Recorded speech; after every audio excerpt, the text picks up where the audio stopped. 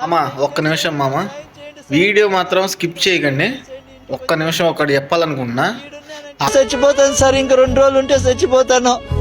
నా వల్ల ఆల్రెడీ కువైట్లో న్యూస్ చూసే ఉంటారు మీరు, చాలా యూట్యూబర్లు పెట్టారు అన్న గురించి. తెలుసో తెలియకో వచ్చి ఇరికిపోయాడు ఎడార్లు అని కదా. ఇక్కడ ప్రతి యూట్యూబరు గుచ్చి ప్రతి వీడియోలో ఎందుకు చెప్తున్నారు తెలుసా?